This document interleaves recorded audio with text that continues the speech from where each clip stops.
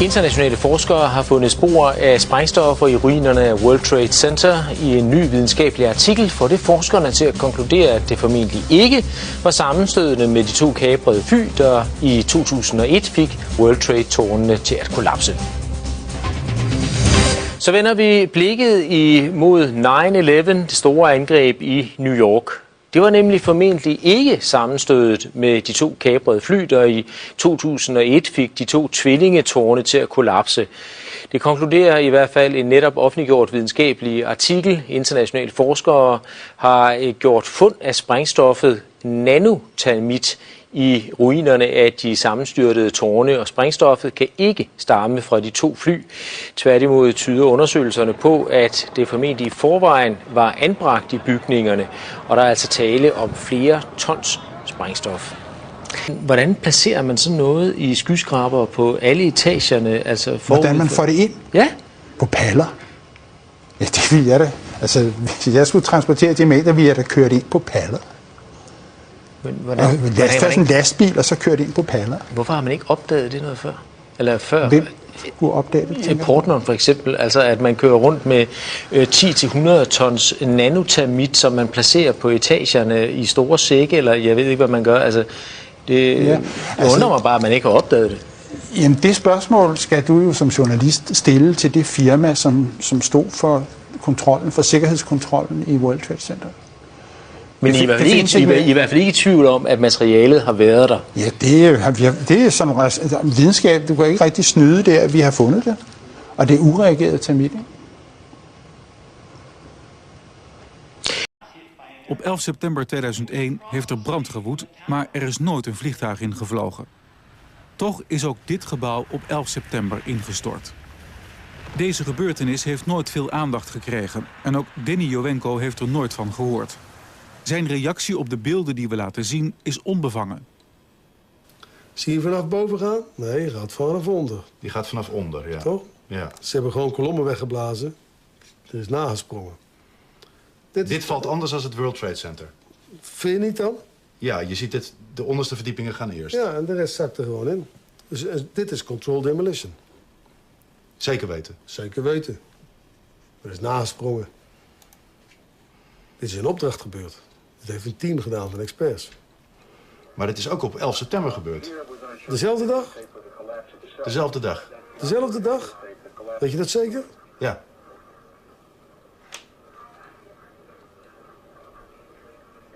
Was het zeker weten de 11e? Dat kan geen waar zijn. 7 uur nadat de World Trade Center naar beneden viel. Ja? Hebben ze hard gewerkt. In het officiële onderzoeksrapport van FEMA staat dat ze niet kunnen verklaren waarom gebouw nummer 7 is ingestort. Uitgebreid bespreken we alle mogelijke oorzaken met Denisowenko. Dat weet ik niet precies, maar ze hebben wel... Maar hij blijft erbij dat het gebouw is opgeblazen. Het is vakwerk, zonder meer. We weten heel goed wat ze doen, die jongens. De vraag is dan, is zoiets van tevoren voorbereid of kan dat op 11 september zelf nog zijn besloten en uitgevoerd? Met hoeveel man heeft u hoeveel tijd nodig om dat te doen? Dat weet ik niet precies, maar... Maakt u een inschatting? Ja, dan moet je wel ervaren mensen hebben, maar als je een man of 30, 40 zou hebben... Kijk, een paar met de snijbrander, de rest brengt hem aan. Andere mensen sluiten dat deadcord met die boosters aan. Dat moet allemaal precies op hetzelfde moment gaan. En weer een derde die zet de elektronische systemen erop. En dan gaat hij. Terwijl overal brand was en ook in dat gebouw was brand. Dat is niet geblust. Ze hebben de brand niet geblust. Dus de mensen die dat moesten doen, die moesten het doen terwijl het binnen nog brandde.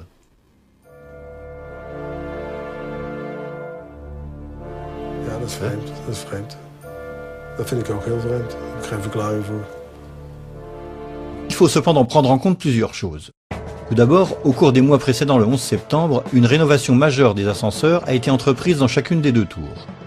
Dans la revue Elevator World de mars 2001, on peut lire « La société Ace Elevators a entrepris dans le prestigieux World Trade Center de New York sans doute la plus grande et plus complexe opération de modernisation d'ascenseurs dans l'histoire de l'industrie. » Cela ne veut pas dire que cette société a un lien quelconque avec la possible installation d'explosifs. Mais une modernisation de cette ampleur peut avoir fourni la couverture idéale à une équipe de spécialistes qui aurait ainsi eu accès en permanence à la structure interne des bâtiments. Comme l'a expliqué Richard Human, ingénieur électricien en chef des tours jumelles, Les cages d'ascenseur donnaient accès directement aux colonnes du noyau central. I'm very familiar with the interior structure that surrounded the elevator shafts and, of course, their access to the elevator shafts gave them total access to the surrounding core columns, the interior of the core columns. Deuxièmement, des manutentions d'équipements lourds sur les planchers d'étage supposés vides ont été entendues dans les semaines juste avant le 11 septembre. Scott Forbes travaillait pour une institution financière au 97e de la Tour Sud. It must have been at least 4 to 6 weeks before 9/11. It was like rebuilding work going on upstairs. The tenants, the people from Aon who had been there were moved somewhere else. The offices were just vacant. And there was a lot of heavy machinery building work going on. It was almost like pneumatic drills and lots of hammering, so much so that the floors were shaking. That's how noticeable it was. It was almost as if something heavy was being moved and then it was being taken off wheels and it was like boom. Our floor underneath literally shook. You could feel the weight above you. William Rodriguez, employé aux Tours Jumelles depuis plus de 20 ans, se souvient également de ces bruits. As I stood there on the 33rd floor, I heard very strange noises on the 34th floor. I heard very heavy equipment being moved around, and it sounded like dumpsters with metal wheels being moved around, and I got scared because I knew it was an empty floor. Nobody was supposed to be there. As a matter of fact, not even the elevators stopped there. You have to have a special access key to open the door on the 34th floor. Troisièmement, suite aux attentats de 1993, des chiens renifleurs avaient été mis en place pour la sécurité des Tours Jumelles. Mais d'après un agent de sécurité, le jeudi 6 septembre, les chiens ont subitement été retirés sans motif apparent. Et enfin, une coupure générale de courant sans précédent a eu lieu dans la Tour Sud le week-end précédent le 11 septembre. Pour la première fois en 30 ans, tous les systèmes de sécurité du bâtiment ont été coupés en même temps. Les visiteurs pouvaient aller et venir comme ils le voulaient, y compris dans les zones protégées, sans être vus ou enregistrés par les caméras de surveillance. The previous weekend there had been a power down. Because of the power down, there was a complete breakdown of security that weekend. We had guided tours coming into secured areas by mistake and nobody picking it up because there's no intrusion alarms or anything else. Scott Forbes était également présent pendant la coupure générale. There was a power down in the South Tower on the weekend of the 8th and 9th of September. And it wouldn't have just have affected camera security, it would have affected all the secure systems on doors for either key locks or security badges and so on. To undo them, they weren't working because they're all powered by electricity, so there was no power, there was no backup system, therefore they were all open. What again was the excuse that the Port Authority gave you, Scott, for this 36-hour period of the power being down in the South Tower? The explanation was that there was a recabling exercise to increase the bandwidth of networks that were available in the towers. But what I can recall is that there were plenty of toolboxes, there were plenty of spools of cable, there were men around wearing overalls, they appeared to be like engineers. At the time, it seemed perfectly legitimate what they were doing because this was the story we were given, that there was a recabling exercise. Les débunkers ont raison, il aurait été difficile d'introduire des explosifs sans se faire remarquer. Mais avec une bonne couverture, il était possible de le faire aux yeux de tout le monde sans que personne ne soupçonne ce qui était en train de se passer.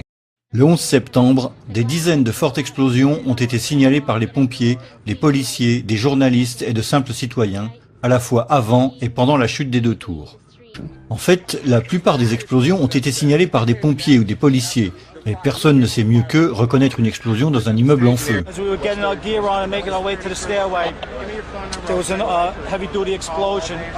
Everybody just started running for the door. Everybody was trapped. New York's bravest never had a chance. We really never even got to that close to the building. An explosion blew and it knocked everybody over. The whole time you're hearing boom, boom, boom, boom, boom. So I think I know an explosion when I hear it.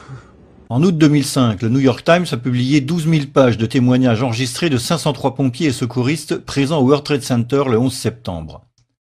Plus de 100 d'entre eux, soit 1 sur 5, a affirmé avoir entendu des explosions dans les tours avant ou pendant leur effondrement. Les citoyens ordinaires semblent aussi avoir été capables de distinguer entre les explosions et de simples objets tombant au sol.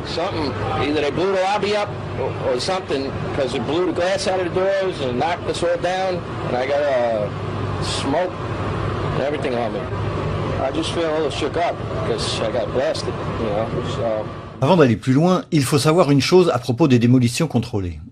Tout comme les tours jumelles, la plupart des bâtiments modernes sont construits avec des marges de sécurité importantes en termes de résistance structurelle. Pour cette raison, il est nécessaire de procéder à toute une série d'explosions préliminaires pour affaiblir la structure et préparer l'effondrement proprement dit.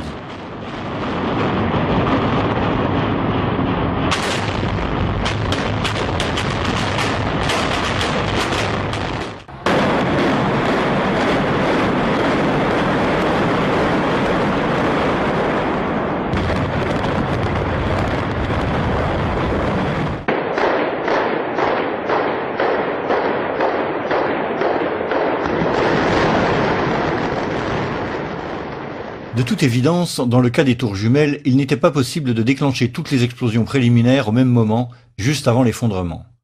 Pour mieux les dissimuler, il était plus malin de les déclencher à des moments différents, de manière espacée, entre l'impact des avions et l'effondrement final. Pour cette raison, il est important de garder à l'esprit la chronologie exacte des événements. 8h46, premier impact contre la tour nord. 9h03, second impact contre la tour sud. 9h59, effondrement de la tour sud.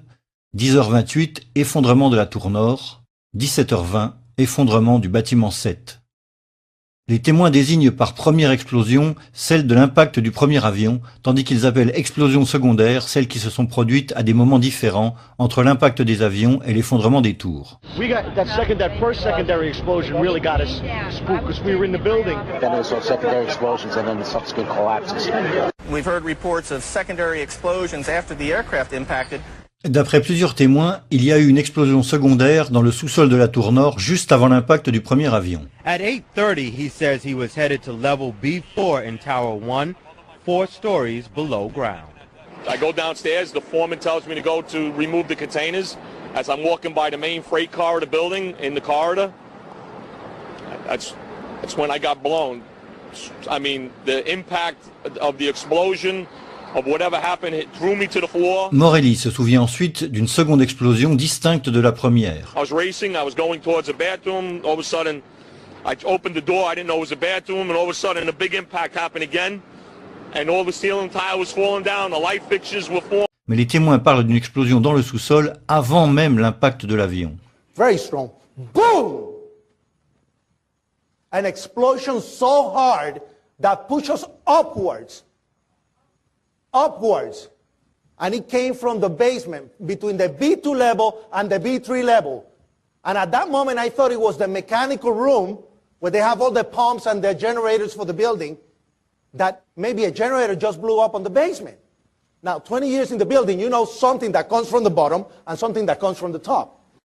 And when I went to verbalize that it was a generator, we hear, boom, all the way on the top, the impact of the plane on the top.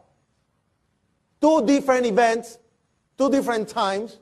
D'autres se souviennent de plusieurs explosions après celle du sous-sol. It came from, I believe, at first we believed that it came from the mechanical room. Then we heard a series of other explosions that sounded up on the above levels of the building. I was in the B4 level, and on my way, I heard a bomb. So I says, probably a transformer again blew up. So I stepped back, finished what I had to finish, and I started towards the door again. And there come a big blast with a big ball of fire. Les deux explosions ont été enregistrées à 9 secondes d'écart lors d'une réunion de travail dans un bâtiment proche, le One Liberty Plaza.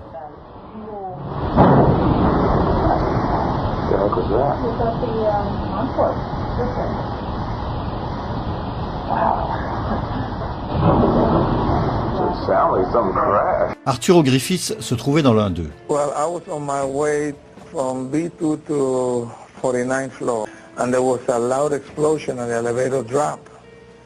When the elevator finally stopped, they had an explosion that bring the doors inside the elevator, and then they had another explosion on the panel that threw me against the wall. La puissance de l'explosion qui a littéralement dévasté le hall de la tour nord, 1 heure après le premier impact et avant la chute de la tour sud. There was a secondary explosion, probably a device either planted before or on the aircraft that did not explode until an hour later. Then somebody said that they saw an airliner going to one of those towers. Then, I don't know, an hour later than that, we had that big explosion from much, much lower. I don't know what on earth caused that. En fait, ces pompiers ont confirmé avoir entendu 3 fortes explosions dans la tour nord après l'impact de l'avion. Ils ont aussi confirmé que c'est la 3e explosion qui a dévasté le hall de la tour. We was in the lobby and the third explosion, the whole lobby collapsed on us. What you told me is that there was a plane or whatever hit the building, then a secondary explosion. It was like 3 explosions after that. We came in after the fire. We came when the fire was going on already. We was in the staging area inside the building, waiting to go upstairs. Then they exploded. The whole lobby collapsed on the lobby inside. Ces témoins ont mis 1 heure pour descendre du 82e étage et atteindre le hall d'entrée de la tour nord après l'impact du premier avion. We got to the 4th floor from 82nd floor. We stuck on the stairs for a while. We finally got down to the lobby. Then we get to the lobby, which is big. I don't know if everything went just like what you just seen. That's what we went through before we came out of the building. Then when we get out the building, there's another smoke cloud. Un autre témoignage similaire. La longue descente vers le hall d'entrée de la tour nord et l'énorme explosion dans le hall. It was like holy hell coming down them stairs. And then when we finally got to the bottom, we were coming out on a mezzanine level there. And another explosion came right from it, because everyone flying. Et encore un autre récit similaire. Big boom, come down the steps, everything fine till we got to the basement and everything just fell in. I got trapped in there with another guy, crawled out, kept getting hit in the head, bounced all around, finally we clawed our way out over the rubble. La situation dans le hall était telle qu'il n'y a aucun doute sur ce qui s'est passé. The ladies that are with me were in the World Trade Center in the first building and escaped through the lobby where they report they believe there was a bomb in the lobby. We ran down the steps to the lobby. There was no lobby. Everything was torn up. We came outside in the lobby. There was no lobby. The lobby was totally gone. Did you see other people? People. There was a woman there with her face blown off. Big glass lobby, and all the glass was broken. Wires hanging from the ceiling, the signs that would hang above telling you where to go were all hanging. It was unbelievably scary to look at. Le pompier John Schroeder montait les escaliers de la tour nord lorsqu'il a ressenti l'énorme explosion venant d'en bas. We were heading up to the 24th floor of the stairwell, and all of a sudden our building got rocked. We got bounced around in the stairwell like pinballs, man. And we just said, you know what? Time to go. We came down, it looked like a bomb went off in the lobby. Everything was exploded, everything was gone. We're like, what is going on here? For every window in the lobby to be exploded. I mean, them windows were like as thick as forget it. They were 2-3 inch glasses, come on. They exploded out of the lobby, something, it wasn't from the jet fuel. No way. Nous avons aussi les témoignages de ceux qui ont entendu des explosions juste avant l'effondrement de la tour sud. John McLaughlin était officier de police de l'autorité portuaire. Going into Tower 1, we heard a loud explosion coming from the area of Building 2, and at that point, Building 2 was collapsing. We saw the top begin to blow out in a plume of smoke, and we heard the noise associated with an implosion. I was about 5 blocks away when I heard explosions, 3 thuds, and turned around to see the building we just got out of. Antenna tip over and fall in on itself. And then all of a sudden 3 tremendous explosions and everything started coming down. Il y a aussi cette séquence de détonation rapprochée pendant la chute de la tour sud que beaucoup ont décrite comme un feu d'artifice. You heard a big explosion before the building fell? I saw it as it was happening and it sounded as if you had 100 of those little black cat firecrackers and you lit them all off at once. That's what it sounded like. It sounded like the finale of the 4th of July. As the first tower came down, there were a series of explosions. It was like boom, boom. You could hear the echoes of the explosions echoing off the different buildings. The detonations started, and they went boom, boom, boom. They were a little less than a second apart. Below the fire, I saw from the corner, boom, boom, boom, boom, boom, boom, boom, boom, boom. Just like 20 straight hits. Just detonated. Plans to take down a building. Boom, boom, boom, boom, boom, boom, boom. All the way down. So it was like boom, boom, boom, boom, boom, boom, boom, boom. From far away, boom, boom. And you heard the boom, boom, boom, boom, boom, boom. Le même genre de détonation s'est produit lors de l'effondrement de la tour nord. Second tower number 1, the second tower collapsed. It was the exact same series of detonations. And then it started to sound like firecrackers. Crack, crack, crack, crack, crack. And we looked up, and the second tower was coming down. Plusieurs explosions ont également été enregistrées après l'effondrement des deux tours, comme dans ce reportage de la BBC. This one was recorded after both of the twin towers had collapsed and before Tower 7's collapse. Des vidéastes amateurs ont aussi continué à enregistrer des explosions après l'effondrement des deux tours. It's now 11 o'clock. Still hear continuing explosions, but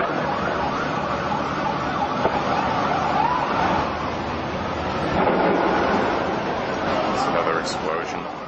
Cette vidéo a été prise entre 10h et 11h après la chute de la première tour. L'explosion provient de la direction du bâtiment 7.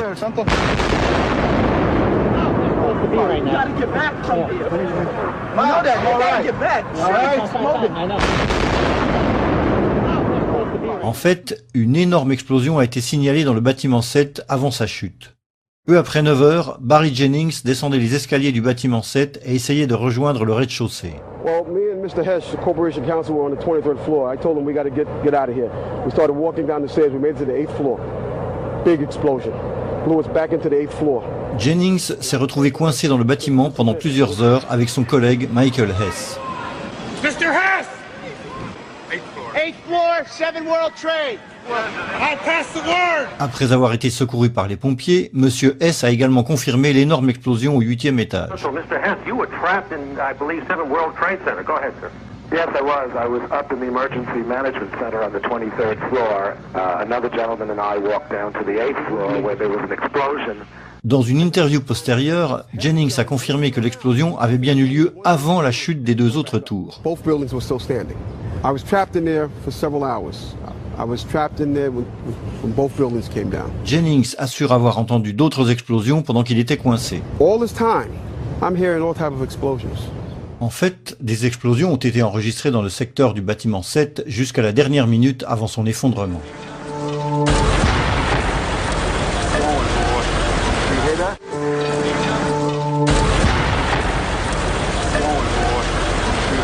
Comme pour les effondrements gravitationnels classiques, on aurait pu s'attendre à retrouver les 110 étages plus ou moins empilés les uns sur les autres. Mais dans le cas des tours jumelles, pratiquement tout le béton des 110 étages de chaque tour a été littéralement pulvérisé. What happened to the concrete was pulverized, and I was down here Tuesday, and it was like you were on a foreign planet.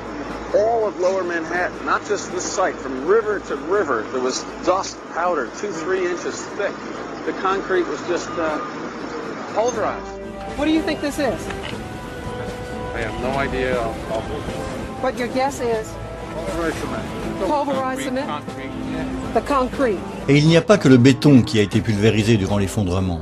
We're talking here about 43,600 windows, 600,000 square feet of glass, 200,000 tons of structural steel, 5 million square feet of gypsum, 6 acres of marble, and 425,000 cubic yards of concrete, turned in good part into a... Après la publication de son rapport sur les tours jumelles, le NIST s'est attaqué à l'explication de l'effondrement du bâtiment 7. La tâche n'était pas facile. Contrairement aux tours jumelles, le bâtiment 7 n'avait pas été percuté par un avion. Il n'était que très peu endommagé par les débris de la tour nord et les incendies étaient tout sauf dévastateurs. Rien ne pouvait laisser prévoir son effondrement. De plus, l'effondrement ressemblait à s'y méprendre à une démolition contrôlée, avec son déclenchement parfait, son accélération rapide vers le sol, la chute symétrique de sa structure et même son déclenchement par la base, comme la plupart des démolitions contrôlées. Des professionnels de la démolition contrôlée qui ont donné leur avis, comme le Hollandais Danny Jowenko, semblent certains de ce qui s'est passé. Dit is controlled demolition. Zeker weten. Zeker weten. Er is nagesprongen. Dit is in opdracht gebeurd. Dit heeft een team gedaan van experts. We weten heel goed wat ze doen, die jongens. Zie je vanaf boven gaan? Nee, je gaat vanaf onder. Die gaat vanaf onder, ja. Toch? Ja. Ze hebben gewoon kolommen weggeblazen. Er is nagesprongen. Certains animateurs télé célèbres ont fait les mêmes commentaires en regardant les images de l'effondrement. Reminiscent of those pictures we've all seen too much on television before when a building was deliberately destroyed by well-placed dynamite to knock it down. Pour réussir à réfuter ce qui semblait si évident, le NIST fut obligé de recourir à une première mondiale, du jamais vu. New York City, 2001. No tall building had ever collapsed primarily due to fire. But that's exactly what investigators believe happened to the 47-story World Trade Center Building 7 on September 11. Si les conclusions du NIST étaient fondées, des centaines de gratte-ciel dans le monde auraient subitement été à risque. Un incendie pouvait menacer leur intégrité. Tous les chantiers en cours auraient dû être stoppés et expertisés. Les codes et règlements de sécurité auraient dû être révisés en profondeur pour toutes les constructions futures. Rien de tout ceci ne s'est produit. Les gratte-ciel en acier ont continué d'être construits de la même façon. Ceux qui ont subi un incendie, même un brasier infernal, sont restés debout. Et seules des mesures mineures en matière de sécurité incendie ont été mises en place. Rien concernant la structure même des bâtiments de grande hauteur en acier. On peut également noter que le rapport du NIST sur le bâtiment 7 n'a jamais été publié dans une revue à comité de lecture. Cela signifie que leur analyse de l'effondrement n'est pas valide d'un strict point de vue scientifique. Bien qu'il s'agisse d'un événement sans précédent dans l'histoire de l'architecture, le NIST nous a donc demandé de croire ses conclusions sur parole. It's based on sound science and it is consistent with all the observations we have. But it has never happened before, right? But the physics is consistent, it's sound, it's been analyzed, and we have the results. And we are very comfortable with our findings. Ils sont peut-être confiants, mais ce n'est pas le cas de la communauté des architectes et des ingénieurs. Science is never secret. When it's done right. Science isn't science unless it's published, unless it's openly published and made available for criticism. L'association Architectes et Ingénieurs a demandé au NIST de pouvoir au moins vérifier le modèle informatique sur lequel repose leur théorie. Mais une nouvelle fois, le NIST a refusé de publier ces données. Structural engineers rail against NIST because they refuse to show the visualization. It's a black box. You cannot download any of this data. Cela signifie que nous devons également croire le NIST sur parole quant à la pertinence de son modèle informatique. Here's our structural model showing the building collapsing, which matches quite well with the video of the event. Voici la vidéo de l'événement. À droite, l'une des deux simulations graphiques de l'effondrement publiées par le NIST. When you observe the footage of how the building failed and when you look at the animation of the failure and compare that to what you actually observe in reality, I think they disproved their own theories. It is impossible for it to fail the way they said. La seconde animation publiée par le NIST est encore plus éloignée de l'événement réel. Alors que sur l'animation, on voit un repli important des façades sur elles-mêmes au sommet de la structure, les vidéos montrent au contraire que la totalité de la partie supérieure du bâtiment est restée parfaitement intacte durant toute sa chute visible. Et ceci se vérifie quel que soit l'angle filmé. Si c'est cela que le NIST considère comme une bonne simulation, alors qu'en est-il de la fiabilité de l'ensemble de son rapport ? Alors que le NIST s'est montré incapable de fournir une explication pertinente pour un effondrement causé par des feux de bureau, il existe au moins 3 bonnes raisons qui rendent cette hypothèse impossible. La première est la préconnaissance largement répandue de l'événement. Comme nous l'avons déjà mentionné, l'effondrement d'une structure d'acier suite à un incendie est considéré comme absolument impossible dans le monde de l'architecture. Steel structural frame buildings, high-rise buildings, simply do not collapse due to fire. We've never had a steel-framed skyscraper collapse in the United States or internationally. No high-rise steel structure has ever been destroyed by a fire in the history of construction. En conséquence, si le bâtiment 7 s'était vraiment effondré à cause des incendies, personne n'aurait pu être en mesure de le prévoir. Tout le monde aurait dû être pris par surprise. Au lieu de cela, des dizaines de policiers, de pompiers et de secouristes ont été avertis de l'imminence de son effondrement, parfois même jusqu'à 5 heures à l'avance. All I can attest to is that by noon or 1 o'clock, they told us we had to move from that triage site up to Pace University, a little further away, because Building 7 was going to come down or being brought down. Did they actually use the word brought down, and who was it that was telling you this? The fire department, and they did use the word, we're going to have to bring it down. Les pompiers ont eux aussi été prévenus de l'imminence de son effondrement. Le sapeur-pompier Hollowag déclare: on a patienté jusqu'à l'effondrement du bâtiment 7. Monsieur Sweeney, également sapeur-pompier, déclare: on est resté là en attendant la chute du bâtiment 7. Vers 16h, CNN avait déjà relayé la rumeur et l'a diffusée dans le monde entier. We are getting information now that one of the other buildings, Building 7, in the World Trade Center complex is on fire and has either collapsed or is collapsing. À 17h, la BBC annonça que le bâtiment 7 s'était effondré, même si on pouvait toujours le voir à l'arrière-plan. Jane Stanley. Jane, what more can you tell us about the Salomon Brothers building and its collapse? As you can see behind me, À 17h, le bâtiment 7 est nettement visible sur la droite de l'image, mais la correspondante de la BBC, qui de toute évidence connaissait mal le quartier, ne l'a pas reconnu. Cette situation a donné lieu à des théories ridicules accusant les médias grand public d'avoir été informés à l'avance des événements du 11 septembre. En vérité, cet incident ne fait que confirmer que l'annonce de l'imminence de l'effondrement du bâtiment 7 circulait dans le quartier sud de Manhattan depuis assez longtemps pour avoir atteint la BBC avant même qu'il ne se produise. À peu près au même moment, lorsque CNN enregistrait des explosions à proximité du bâtiment 7, elle capturait également les échanges entre les policiers qui sécurisaient la zone et qui annonçaient l'effondrement.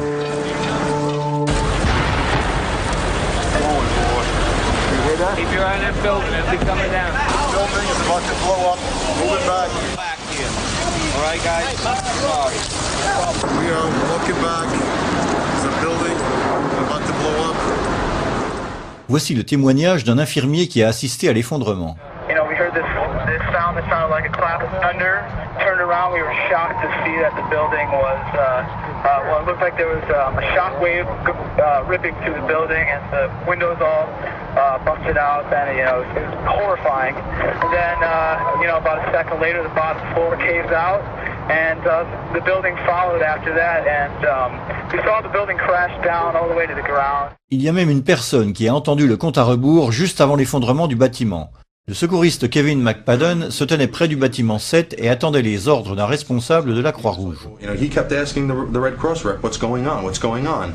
And all the time he had his hand over the radio while he was getting a countdown. And then he's just like, at the last 3 seconds, he takes his hand off and you hear 3, 2, 1.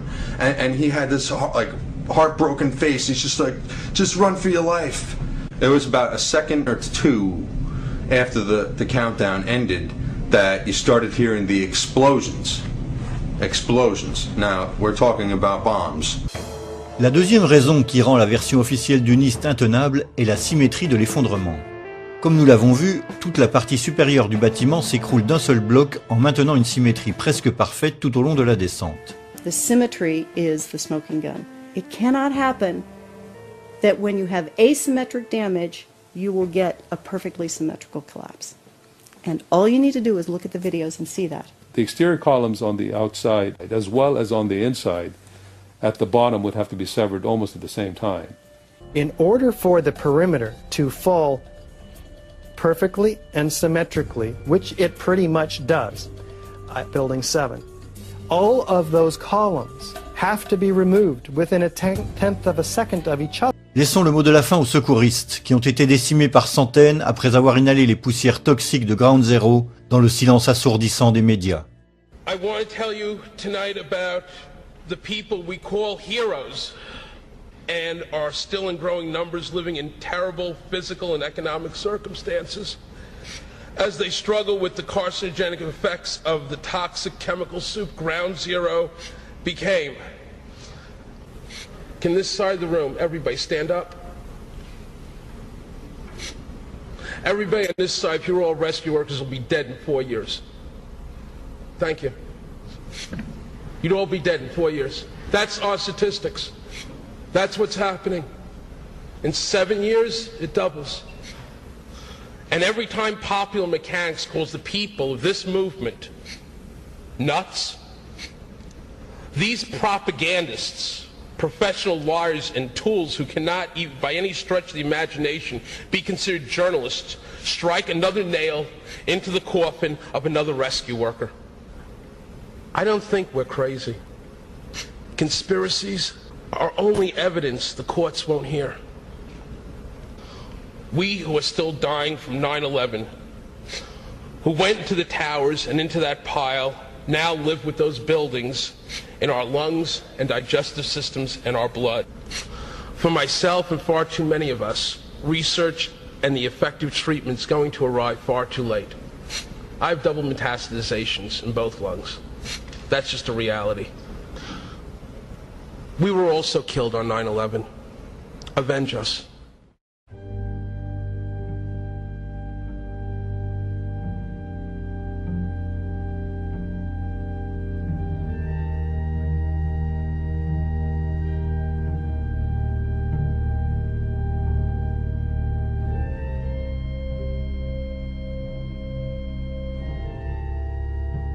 La croyance populaire veut que les attentats du 11 septembre aient détruit deux des plus beaux joyaux que l'Amérique ait jamais eus.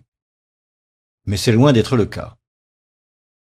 Alors qu'elles s'élevaient sur l'un des patrimoines immobiliers les plus recherchés au monde, après 30 ans d'exploitation, les tours étaient devenues obsolètes. Pour maintenir le VTC dans la catégorie des bâtiments de classe A, l'autorité portuaire aurait dû dépenser 800 millions de dollars en câblage électrique, communication électronique et système de climatisation. De plus, à la suite de l'attentat de 1993, le taux d'occupation des bâtiments avait chuté dangereusement et ils avaient eu beaucoup de mal à le faire remonter. Mais le problème le plus difficile à résoudre pour les tours était la quantité d'amiante qu'elles renfermaient.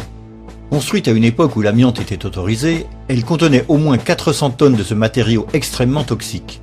Selon ces sources, en 2000, l'autorité portuaire avait sur son bureau un devis de désamiantage d'un montant d'1 milliard de dollars. Le même prix que pour un nouvel édifice flambant neuf. Dans les années 90, l'autorité portuaire avait assigné en justice ses assureurs pour obtenir la prise en charge des travaux de désamiantage. Mais en mai 2001, 4 mois avant les attentats, l'autorité portuaire de New York et du New Jersey venait juste de perdre la bataille après 10 ans de procédure. L'autorité portuaire se trouva alors coincée. Les tours jumelles ne pouvaient plus être exploitées sans supporter le coût du désamiantage, mais elles ne pouvaient pas être démolies à cause de toute l'amiante qu'elles renfermaient. La seule solution possible restait de démanteler complètement les deux tours géantes secteur par secteur. Mais le coût d'une telle opération aurait été si astronomique que personne n'a simplement osé aligner les chiffres. Par chance pour tous, ce statu quo fut brisé lorsqu'un géant de l'immobilier dénommé Larry Silverstein, déjà propriétaire du World Trade Center 7, offrit de signer un bail de 99 ans pour les deux tours. 76 years old and look at him go. He walks fast, talks fast and is always selling. Silverstein semblait pressé de signer. Après son hospitalisation suite à un accident de voiture, il demanda même à ses médecins d'arrêter la morphine pour qu'ils puissent finaliser l'accord. So I told the doctor, I said, kill the morphine, and I got to get my people in here, because you can't think with morphine. So they let the morphine run down. The pain was terrible, but I brought everybody together, and that's when we framed our best and final bid. Le 24 juillet 2001, Larry Silverstein célébra l'acquisition des tours jumelles lors d'une cérémonie officielle. Silverstein signed the lease on the World Trade Center just 6 weeks before 9/11. Il contracta ensuite une police d'assurance couvrant les tours jumelles pour un montant de 3,2 milliards de dollars en cas de destruction totale. Et tous les matins, Silverstein prit l'habitude de se rendre à ses nouveaux bureaux dans la tour nord. And so my mornings were spent at the Trade Center, and then by noon I was back uptown. Mais par chance, le 11 septembre, Silverstein ne se rendit pas à son bureau. Bien qu'ayant une réunion prévue ce matin-là dans la tour nord, il avait appris que sa femme lui avait pris un rendez-vous chez son dermatologue. The morning of September 11th, Silverstein was scheduled to have breakfast at the restaurant at the top of the North Tower. He canceled at the last minute at the insistence of his wife, Clara, who wanted him to go see his dermatologist. That particular morning, my wife, God bless her, had made an appointment for me at the doctor. So I said, okay, yes, dear, I'll go. Everyone who was in that restaurant that morning perished.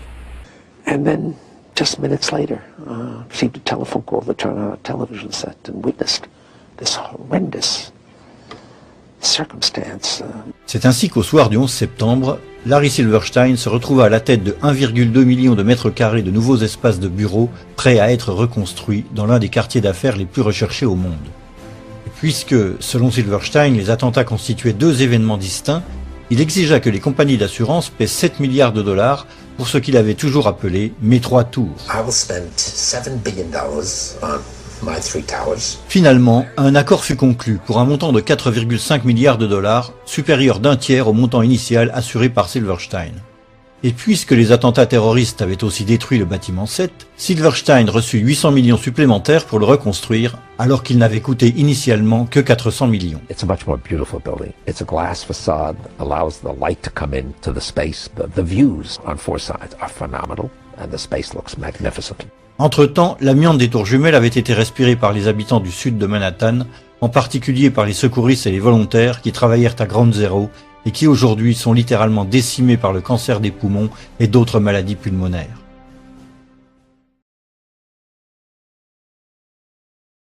Washington, un homme incapable de piloter un monomoteur Cessna a été capable, avec un 757, de faire une boucle en descente de 2400 mètres à 270 degrés pour arriver en parfait azimuth et percuter le Pentagone au niveau du bureau des analystes du budget ou des employés du ministère enquêtés sur le mystère des 2300 milliards de dollars que Donald Rumsfeld, secrétaire d'État, avait annoncé manquant des coffres du Pentagone dans une conférence de presse tenue le jour précédent, le 10 septembre 2000. Donald Rumsfeld declared war, not on foreign terrorists.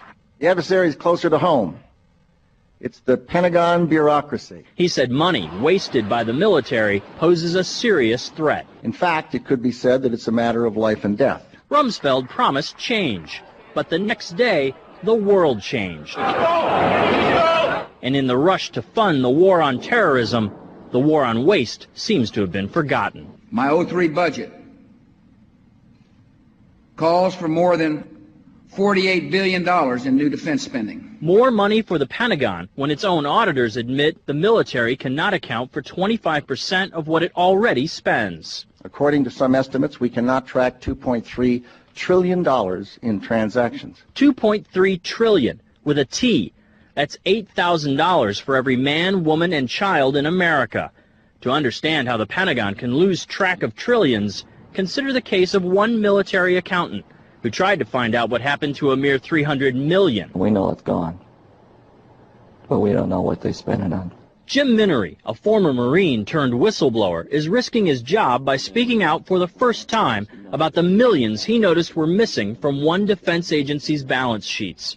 Minery tried to follow the money trail, even crisscrossing the country looking for records. The director looked at me and he says, "Why do you care about this stuff?" It took me aback, you know. My supervisor asked me why I care about doing a good job. So he was reassigned and says officials then covered up the problem by just writing it off. They got to cover it up. That's where the corruption comes in. They've got to cover up the fact that they can't do the job. The Pentagon's Inspector General partially substantiated several of Minery's allegations, but could not prove officials tried to manipulate the financial statements. 20 years ago, Pentagon employee Franklin C. Spinney made headlines exposing what he calls the accounting games. He's still there, and although he does not speak for the Pentagon, he believes the problem has gotten worse. Those numbers are pie in the sky. The books are cooked routinely year after year after year. Retired Vice Admiral Jack Shanahan commanded the Navy's Second Fleet the first time Donald Rumsfeld served as Defense Secretary. With good financial oversight, we could find $48 billion in loose change in that building without having to hit the taxpayer. In the 2.5 minutes since this report began, the Pentagon has spent nearly $2 million, and it may never know where 25% of those tax dollars went. In Los Angeles, I'm Vince Gonzalez. Since 1995, the DoD's financial management has been on the General Accounting Office's list of high-risk areas vulnerable to waste, fraud, abuse, and mismanagement. While the department has made progress in a number of areas of its financial management operation, no major part of DoD's operations has yet been able to pass the test of an independent financial audit. The Chief Financial Officers Act of 1990, as amended by the Federal Financial Management Act of 1994, requires the Department of Defense to prepare annual audited financial statements. Nevertheless, 10 years after the enactment of the CFO Act of 1990, the Department of Defense has yet to receive a clean audit opinion on its financial statements. A recent article in the Los Angeles Times, written by a retired vice admiral and a civilian employee in the Office of the Secretary of Defense, accused the Department of Defense of being unable to account for the funds that Congress appropriates to it. The authors wrote, and I quote in part, quote, "The Pentagon's books are in such utter disarray that no one knows what America's military actually owns or spends." That's close of my extract. The thrust of this LA Times article is backed up by the DOD's own Inspector General's financial audit for FY 1999, and I have a copy of that here in my hand. I assume you have seen it. I have not, but I can't even say I look forward to seeing it. Well, I look forward to hearing what you have to say about it after you see it. That audit report found that out of $7.6 trillion in department-level accounting entries, $2.3 trillion in entries either did not contain adequate documentation or were improperly reconciled or were made to force buyer and seller data to agree. This DOD IG report is very disturbing. Last year, according to the General Accounting Office, the Pentagon reported that it did not expect to have the necessary systems in place to be able to prepare financial statements for 3 more years. That was last year. I am now advised that the Pentagon is currently telling the Office of Management and Budget that it will take them until the year 2005 or 2006. Now, I also note in the Washington Post of January 9, 2001, this sentence, which I extract from an article titled, "Bush Talks Defense with Key Members of Congress." Here's the sentence. The chiefs of the armed services have said that they need a budget increase of more than $50 billion a year to modernize their forces. That figure dwarfs the $4.5 billion in added defense spending proposed by Bush during the campaign. Now, if the Pentagon cannot account for what it is doing this year, how can it hope to improve its operations next year? As chairman of the Appropriations Committee, thank God, now for 17 days, I seriously question an increase in the Pentagon budget in the face of the department's recent Inspector General's report. How can we seriously consider a $50 billion increase in the defense budget when DOD's own auditors say the department cannot account for $2.3 trillion in transactions in 1 year alone? At $2.3 trillion, I would readily assume is a large amount of money.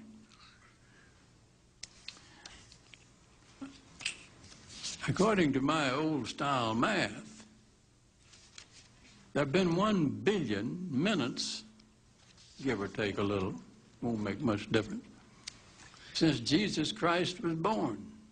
1 billion minutes.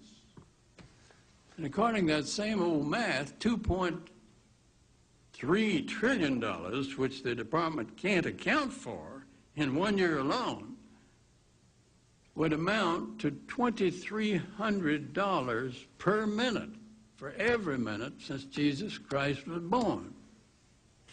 Now perhaps we can begin to understand the magnitude of $2.3 trillion. So why is this happening? Of course, I wouldn't expect you to be able to answer that question. The state of affairs didn't occur on your watch, but you're inheriting. Now, my question to you is, Mr. Secretary, what do you plan to do about this? Decline the nomination.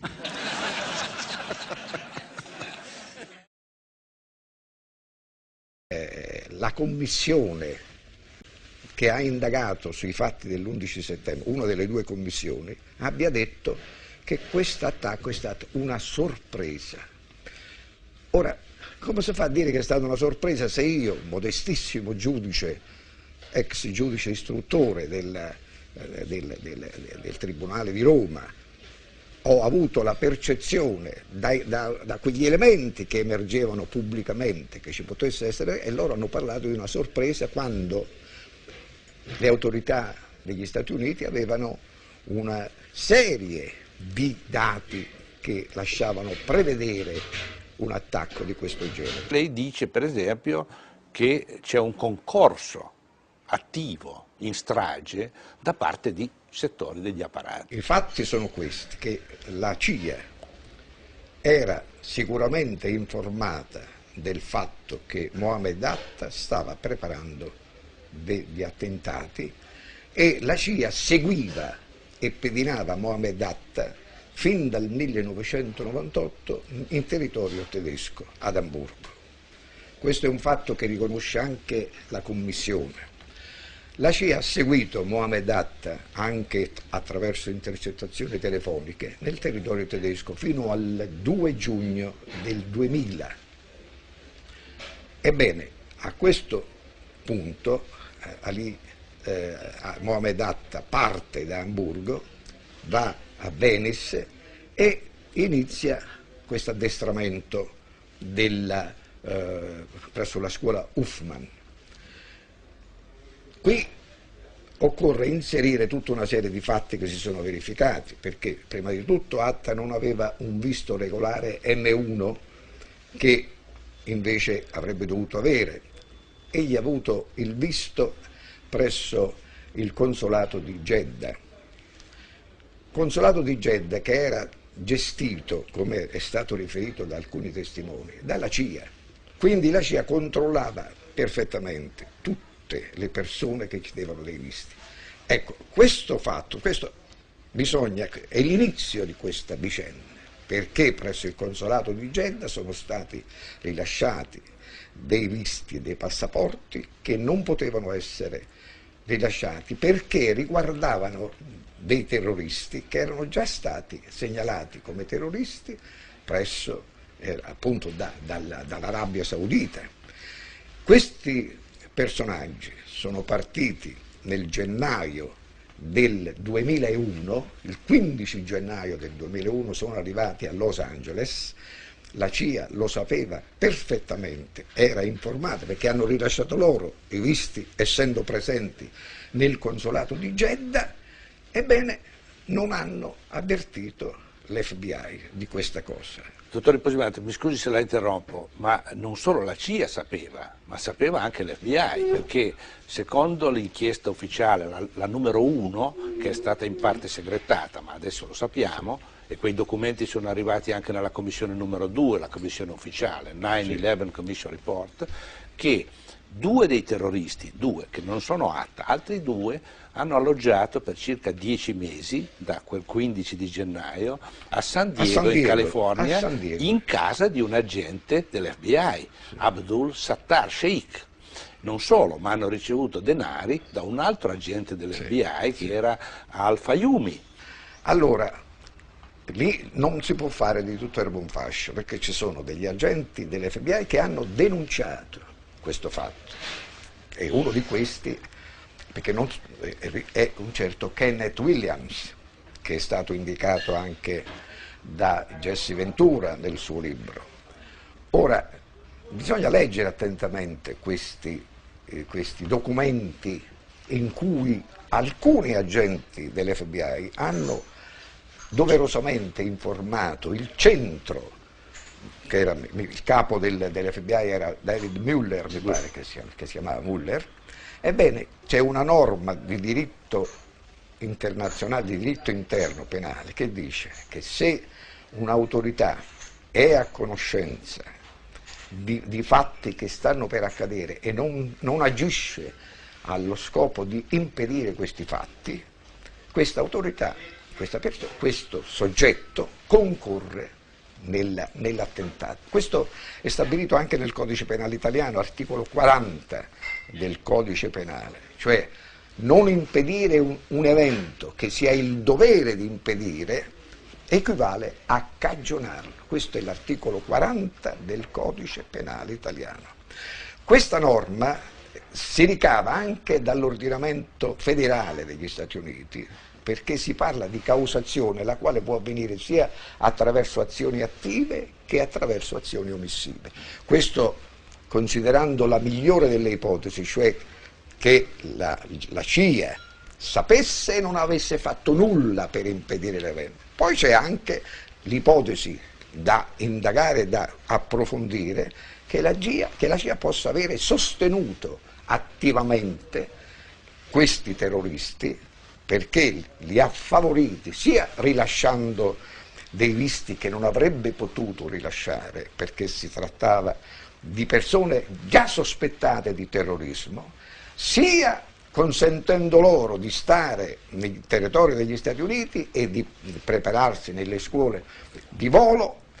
E allora questo è un comportamento attivo, quindi noi abbiamo da una parte un comportamento omissivo nel senso di non aver impedito la commissione pur sapendo e l'altro è un comportamento attivo che consiste nel rilascio dei visti non solo, ma anche nel finanziamento di Mohammed Atta e degli altri attraverso questo Sheikh Omar Saed, che era personaggio ampiamente conosciuto dalla CIA, che è un cittadino inglese che era in contatto con il capo dell'ISI, cioè i servizi segreti pakistani, e questo capo dell'ISI è stato colui che, secondo un insieme di fonti informative che provengono dallo stesso FBI, avrebbe ordinato,